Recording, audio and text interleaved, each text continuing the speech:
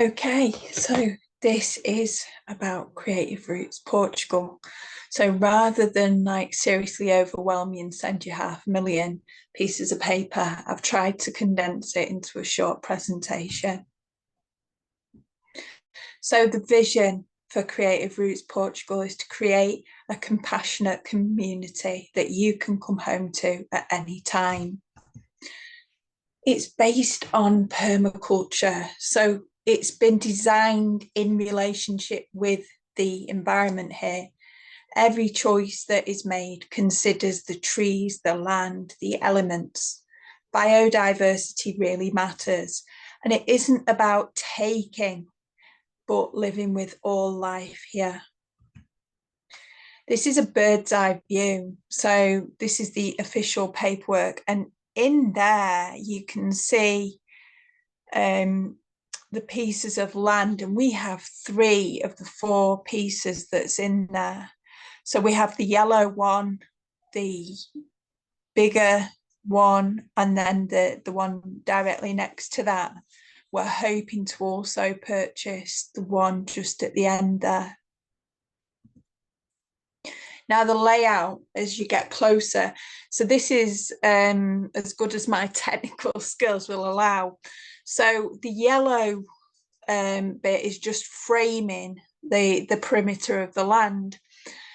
As you look at the key there, it says that the castle walls are made in red. So yes, this is a tiny castle that I'm creating this presentation from. And it just happened that way, but that's a story for another time. Here you will see the red castle walls made in a strange shape, almost like a C. So this encloses the space where the castle, the courtyard, part of the food forest, the well, and the labyrinth is. This will be the space open to people from the public to just walk in or down the driveway there, and park the van if they're coming to stay in the green block there, the van park up, and they'll be able to just come in and access those castle grounds. There'll be a wall where the red line is, and it just enables people to access that, but not the other separate bit, which is going to be for private, like the spa retreat and things, which we'll get onto. Here we've got the bathroom, is the blue. There's a small blue rectangle just after the red castle gardens. Now you can exit castle gardens and enter the space with the toilets. So that's the composting toilets, which is an outdoor toilet and bathroom. We'll show you that shortly in the plan. The spa and sauna is directly opposite the bathroom, and that's going to be a little space. You can't tell on this map, but the land is slightly terraced. So you come in from the road, you drop down onto the gardens, and then it starts at the castle wall at the furthest side, nearest the bathroom. It starts terracing up, and there's 2 gentle terraces and then one big terrace where the glamping pods are going to go. So the 2 terraces where the spa and sauna will be are just there. It's already dug out, it's already prepared for the work to go on. Now coming back up towards the driveway, you've got a pink rectangle. That's where the studio space is going to be. And just so we don't miss it out, there's 2 living areas that are legal urban dwellings. One has yet to be built, and that's the one on the top left. I think that you'll be seeing it on the top left, the one nearest the track, and then the one in the castle grounds, that is the tiny castle where I live. Now on top of that is a few other bits that are really important. So we've got if we move back to where we were just directly looking, which is the little castle in the blue rectangle, to the left of that, you'll see a dark blue square, and that'll be a shop space to sell our produce. We have over 100 olive trees. They produced last year, what was it, 50 litres of olive oil. So it was 10 5-litre, yeah, 10 5-litre bottles. Sorry, I'm terrible at maths. But it was 10 5-litre bottles of organic olive oil. We also have 7 orange trees, 3 apple trees, 3 pear trees, I think 3 fig trees, and marmalade bushes, many brambles, which means blackberries, and we have grapevines too. So we'll be able to sell our organic produce, and we are aiming for organic status. It's just doing the getting about and getting it done, because there is apparently a fairly straightforward process here. So those things are all underway. And of course, in the studio, I also make soaps and candles, all organic produce. Those will also be for sale in the shop space. There's a little rectangle either side of the driveway there, and that is in light blue. Those are symbolic of the water towers. So the castle wall goes along to that corner there with the driveway, and that then has IBCs that will be stacked up. I'm not sure, but I think it's roughly 4 IBCs either side, because the height of the road, the depth of the land, and that will enable us to store water in somewhere that looks pretty, that's in keeping with the visual of the project. Now, on this map, I appear to have missed out the studio space. If you can remember, it's next to the tower there to the side of the driveway. So the studio roof will feed the water collection on that side of the driveway, and the other side of the driveway will be fed by the water from both the shop and the tiny castle.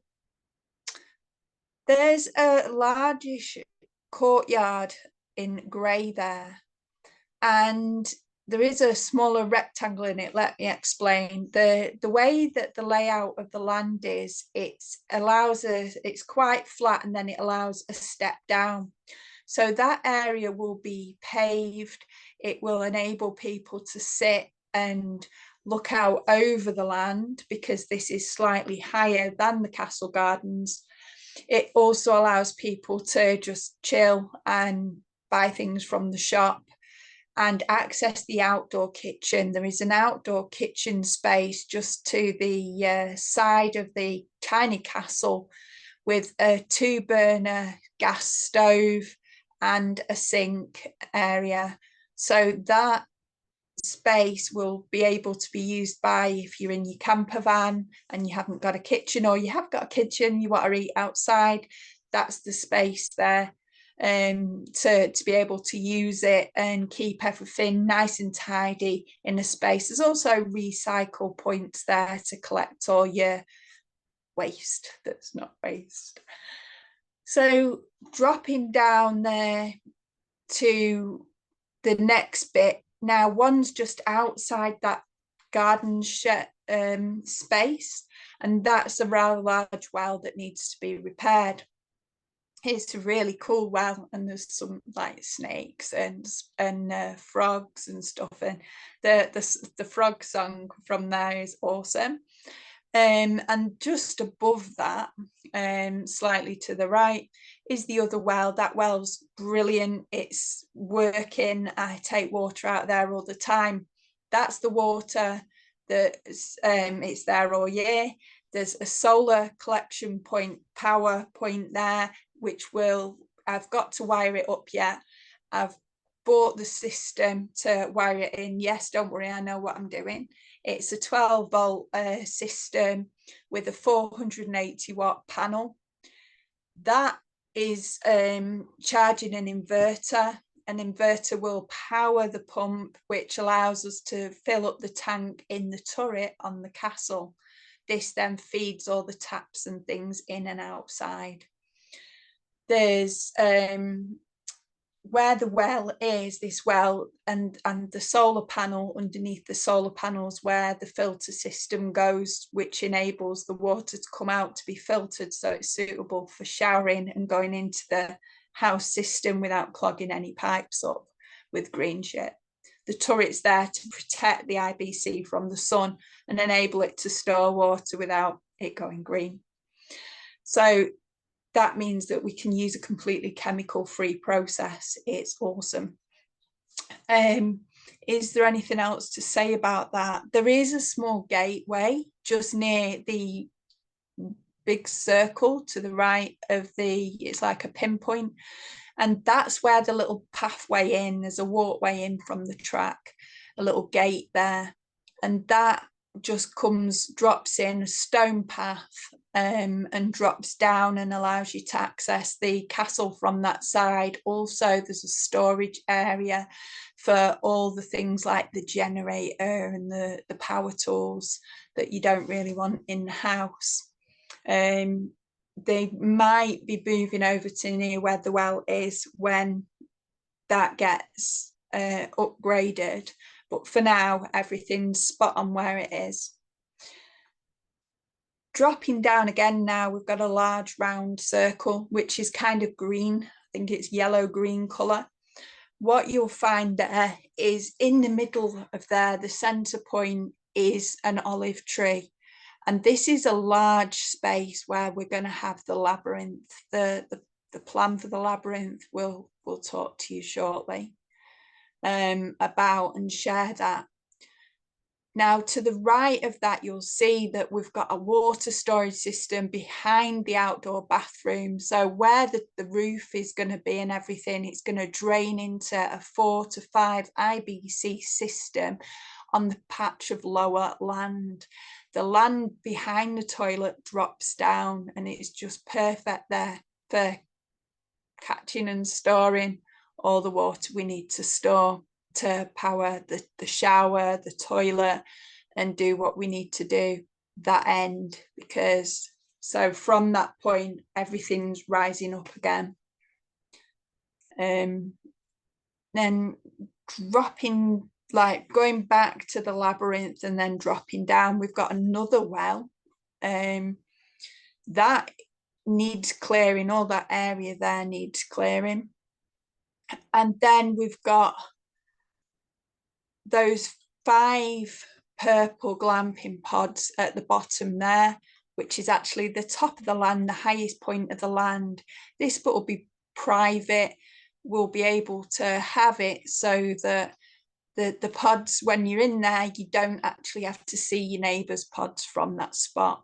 So they're going to be placed in, scattered in different directions, so that whoever's staying can come and stay and be and feel connected, but also feel like they've got their own private space, which I think is really important in these kind of circumstances. Before we move on, everything where you can see trees, basically, apart from the centre point at the top, is all going to be food forest. So there's a plan, a permaculture design, where all the trees that already are present have been worked in. So they act as grandmother trees and nurture the babies that are going to be added. So we're going to have lemon trees. There is already a small lemon tree near the ruin that needs to be built in the other living space. But we have so much space there, we're going to be able to have a citrus, forest, and then moving on to like a tropical area in the center around the toilet and the spa section. And then moving up, we're going to end up going to really, that's where we can really have fun with the forest there, because we can have canopy trees and stuff in that section. So we can have things like pine nuts and hazelnuts and walnuts and things. So all those things will be put into right up the top. And as it comes back, we're going to have like plum trees and cherry trees. I mean, we're close to Fundow. Fundow's famous for its cherries. So we'll be getting some of those cherry trees to add in around the central band. We've already got apples and pears growing there, and oranges in all that space. So we're going to dot around there. So that enables that to be a sustainable space that provides food for, well, and produce for goodness knows how long. And I'm really looking forward to that. So here's possibly a boring bit, could be quite exciting. This is where I live. It's the castle, my tiny home. He's got a bedroom, a double bed, king size double bed, a living space, a fire, indoor kitchen and bathroom. There's already a freezer and fridge here. We need to get a washing machine put in. We're waiting to do the plumbing. The roof harvests water. That's part set up. We just need the IBCs to collect the water in. The water will be plumbed in from the well. We've spoken to a plumber. That's all getting done. Now, the main power supply is here, and it's a 3K kilowatt. I should have left a space in there, but I didn't. A PIVA system. It looks like quite an interesting word, a PIVA system, which obviously now exists because we've just named it as so. And that's where all the power comes for running this tiny space. So it's really, really quite awesome. The outdoor bathroom there, we've got a bit of a little layout there. There's a step into the shower and sunken bath area. So as you can see where the green triangle is, that's going to be, there already is the sunken bath. We've just got to add the showering bits into it as we build the walls up. All the base is done. It's from like waist up we're working on now. The shower is going to be solar powered and gravity fed, so we need those walls up and we need to get a roof on to be able to put something up there to come down. The next little section there is the compost toilet. There's a compost toilet. It's already functioning. I just need to put a new toilet seat area on the top there. It's got a step because for littlies, like when children come and stuff, they might not have been able to reach up. So we've built in a step. Now the step and that space and the bathroom area is all going to be tiled with really cool Portuguese tiles, which I have just sat there waiting to be tiled. And then the 2 blocks above that are for the the compost piles. So there's 2 compost piles, one for current use, one that just sits. I am a teacher of humanure composting. I have, I think at last count, 1,645 students. I also teach 8 communities in Africa how to do humanure composting and live sustainably. So this for me is really important. There's the free courses online. Go on, do it. And if you're interested in coming here, I ask you to know it, not because I want you to do the toilet. If I need to do that and that's part of the deal, then I'll just do it. That's fine. But what's important is you know what gets composted and what doesn't, and you have an idea how the recycling system works. So to be able to do that course, you'll be able to understand how things are, and then you'll have less questions to ask and you'll be able to just come and visit or whatever way more easily than doing everything and then feeling like you're not sure what's going on. I'd rather give you the information so you can check it all out now, and then we can move on from there and we all know what's going on. And if there's any questions, you can ask, and there is no silly questions. And I can grow from that. When people ask me questions, I know that I need to teach in a better way, and I can then improve my course, which helps people globally. So there'll be a roof covering all of it. The roof is going to feed the water system that goes behind. Glamping pods, they're going to be scattered at the top, as we've said, and the roofs are going to harvest the water, and each one will either have a double bed or 2 singles. I've not decided yet. It's something that I want to discuss with a co-creator, and work out what do people want, you know. If you're watching this and you've got an idea, please, you know, anything that you've got an idea for, sharing is caring. And I can grow because I'm only one person, so listening to other people's feedback really matters, and it helps. So everyone should have a desk area in case they're like come in and they're doing some work or they want to just sit and do stuff. So a little desk area, a little comfy seat and stuff, and a little private bathroom space.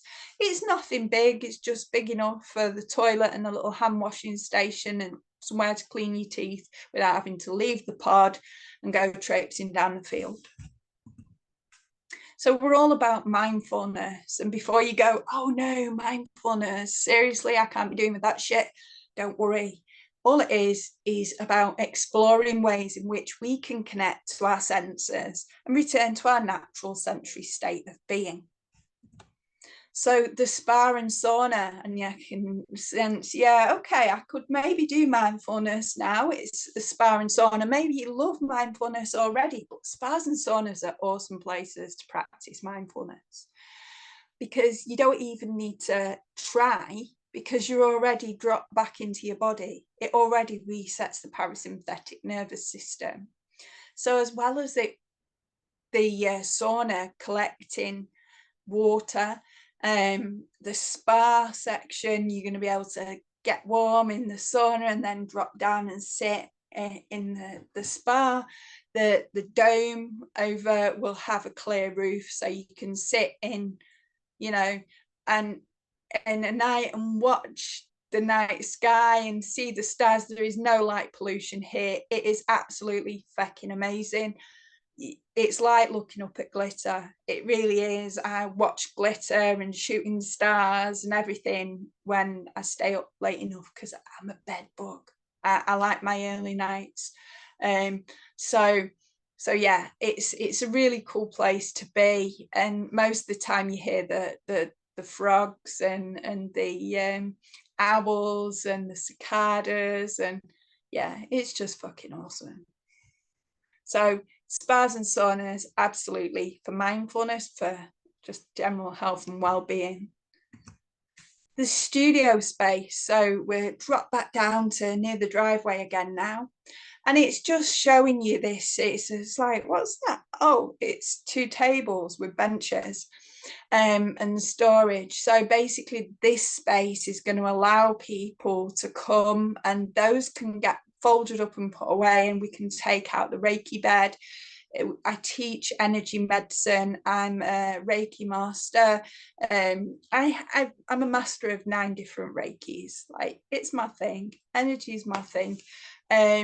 You don't have to believe in it, but believe in this. When someone gets a chance to just chill and just be, whether they're awake and doing art Reiki, or whether they're practicing crystal Reiki, or whether they're just getting to chill out for 5 minutes or 10 minutes or however long, it really does benefit to just breathe for that amount of time. So that space will enable me to teach and to hold space for people who are coming to see me or see here or see you for events. I don't know what your skills and specialisms are. Maybe you're into that kind of thing. Maybe you offer massage. Maybe you offer different ways of doing consultations. This space is a shared space where we can share it with the community and hold one-to-ones and hold group sessions and teach if we teach, or just really just be. And yeah, it's the studio is one of the bits that I'm most excited about, because I just love painting, I love drawing, and I love the magic that can come out of people that come, and when I translate what their art's done for them, they're like, no way you got that, and you are so right, and blah blah blah blah. And we have tears, so there'll be tissues over there and stuff, and happy tears, so people realize and recognize parts of themselves and can bring themselves back to home. So I'm excited about that. Moving down a little bit to the labyrinth now. I should have put the labyrinth above the studio, shouldn't I? So it was like that. Never mind.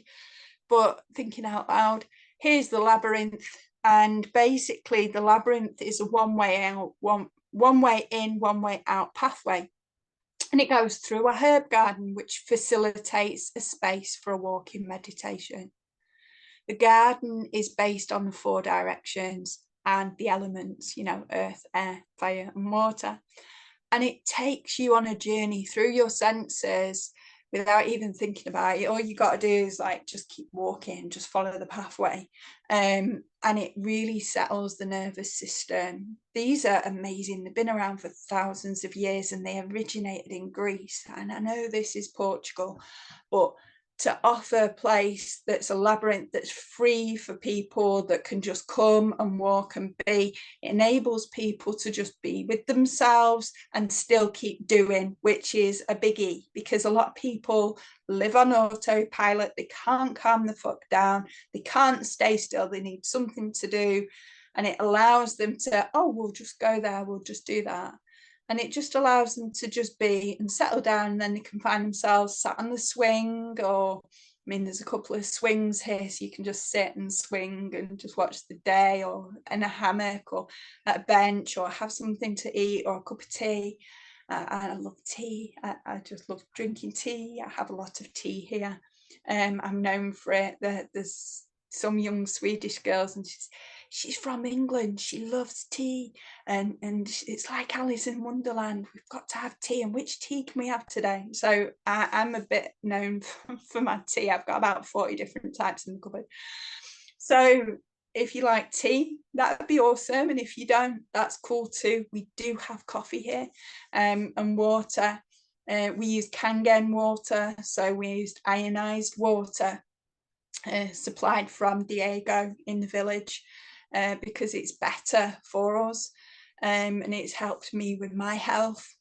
So anyway, because I'm going off the point here, the labyrinth is really mindful. It's a real safe space. It's exactly what we need to just be, and drop into our space, and it's just beautiful. I know it's not the most awesome to scale diagram, but you get the idea. And it took a lot of thinking and designing and finding companion plants and things, and working out which ones are symbolic of which elements and which directions it goes in, and where it's laid out, with the center point being the giant olive tree, ancient giant olive tree that's in the center there.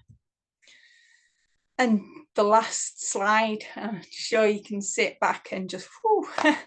But thank you for staying with me that long. It's all about metaphysics. We are here embracing the philosophy of self-exploration and our reality. So it sounds harsh, doesn't it? Metaphysics, oh my goodness, what's that?